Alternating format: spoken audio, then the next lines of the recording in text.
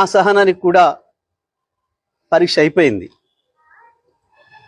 నోటికొచ్చిన పద్ధతుల్లో మీకు ఇష్టం వచ్చిన బూతులు మాట్లాడుతూ మేము మీడియా అని చెప్పి మేము రాస్తామని మాట్లాడితే ఎవడుకుంటాడరా, ఎందుకుంటాడరా?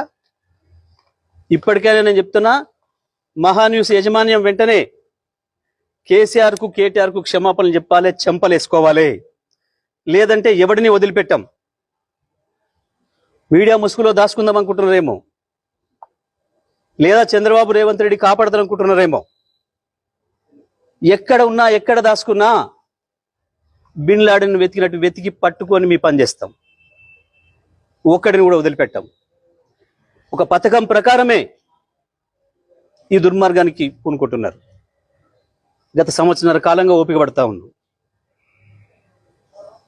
ఈ వంక పెట్టి ఆ వంక పెట్టి ఓ స్లాటర్ హౌస్లను పెట్టుకొని ఇక్కడ డ్రామాలు ఆడుతున్నారు. ఎవరి గురించి మాట్లాడుతున్నారు? తన ప్రాణాన్ని అడ్డం పెట్టి తెలంగాణ సాధించిన కేసీఆర్ గురించి మాట్లాడతారా మీరు? ఏమనుకుంటున్నారు? మీ బల్పులేంది, మీ అహంకారాలేంది? కేవలం ఇది తెలంగాణని ఆంధ్ర నుంచి విడదీసిండు అన్న కక్షతోని సంవత్సరాల కాలంగా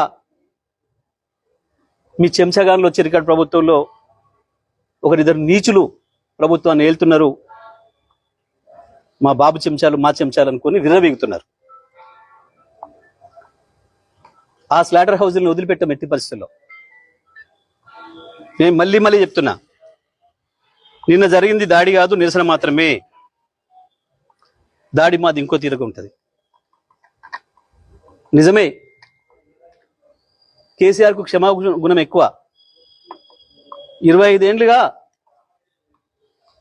కేసీఆర్ నీడలో ఉన్నవాడిగా, కేసీఆర్ ఆలోచనలను క్షణక్షణం అనుక్షణం అమలు చేసిన వాడిగా నేను చెప్తున్నా, కేసీఆర్ క్షమించినా మేము వదిలిపెట్టాం. తెలంగాణ వాదులుగా మేము వదిలిపెట్టాం ఎవరిని కూడా. నేను అన్ని ఆలోచన చేసి చెప్తా ఉన్నా. సంవత్సరంన్నరగా ఓపిక పట్టినాం. దానికి భయపడడానికి లేం. చాలా మందిని చూసి వచ్చినాం. ఇక ప్రజా కోర్టుల్లోనే శిక్షలు ఇస్తాం. అది కూడా నేను సాకు చెప్పదలుచుకున్నా. ఇక నుంచి ప్రజా కోర్టులే ఉంటాయి తప్పకుండా. పోలీసులు వాస్తవానికి న్యాయస్థానాల వైపు తీసుకుపోకపోతే నేరస్తుల్ని మాకు బాగా తెలుసు తెలంగాణ ప్రజలకి.